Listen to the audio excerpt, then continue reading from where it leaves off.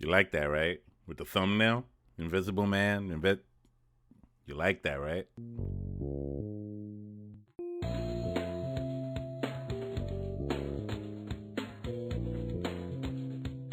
I finally went out to see The Invisible Man, directed by Leigh Whannell, and there have been different incarnations of the whole thing about the Invisible Man throughout the years. I mean, the most famous one being the classic ones from the black and white era from the 1940s, the 1950s, and so on. There have been other versions of it. I remember, I think this was with Kevin Bacon, Hollow Man, if I remember the name of the movie. That it had its own kind of rendition and twist of the Invisible Man in that regard. And yet this one is quite different. It is definitely not, well, let me just say it like this without giving anything away really. Um it gives a different twist on what the science of invisibility means in this particular movie. It was really good. I really liked it. It was a psychological thriller mixed in with some good sci-fi, and that's really what it was. I mean, for all intensive purposes, as a horror movie, it's definitely a horror movie that has to do about thriller suspense. The movie stars Elisabeth Moss, who has been really climbing in her career ever since Handmaid's Tale, which the series is still going on, I believe. She plays this abused woman who tries to get away from her scientific yet deranged and over protective and powering abusive husband. And so she gets away, and I'm not giving anything away here. This is all in the trailer.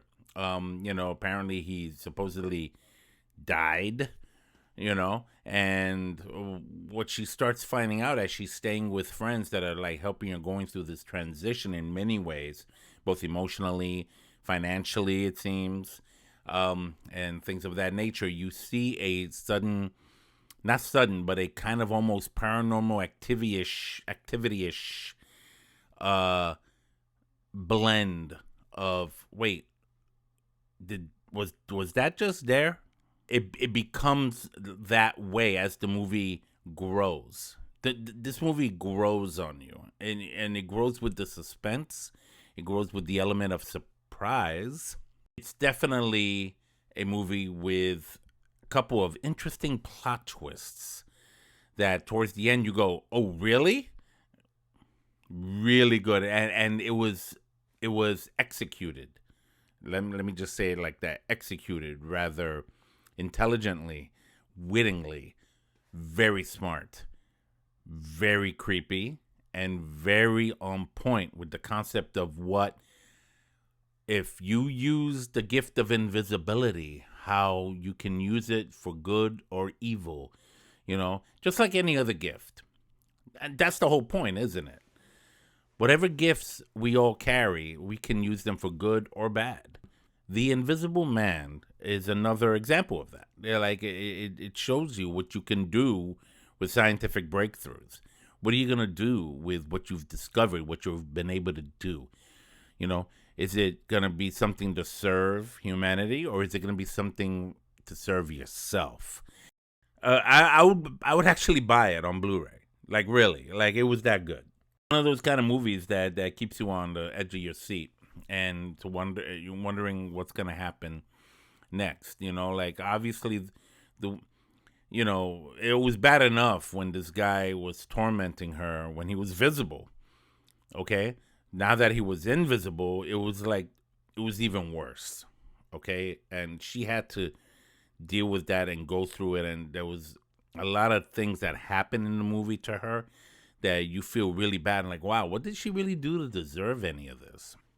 In a way, it kind of reminds me a little bit of the series she's in right now, A Handmaid's Tale. It's the same kind of concept, the overpowering of women by corrupt, abusive men, and how you're gonna find a way to combat that and fix that. Let me tell you, There were a couple moments when I was like saying to myself, "Oh, look, there's that look again.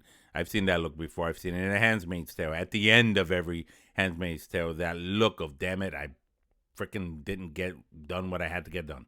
I give The Invisible Man 4 coffee cups. Good brew, good taste, an excellent suspense thriller with science involved, and the relationships she has in this movie with the other people that are trying to reach out and help her. It's really off the hook. It's really off the hook. What are your thoughts about The Invisible Man? Talk to me. Comment below and share with me what you think of this movie. And please consider subscribing. My phone just went off. Please consider subscribing right now and tap on the bell for future notifications here on Strange Planet NYC. Horror and Coffee. I don't have my horror and coffee mug right now. I have my wife's. It's really good.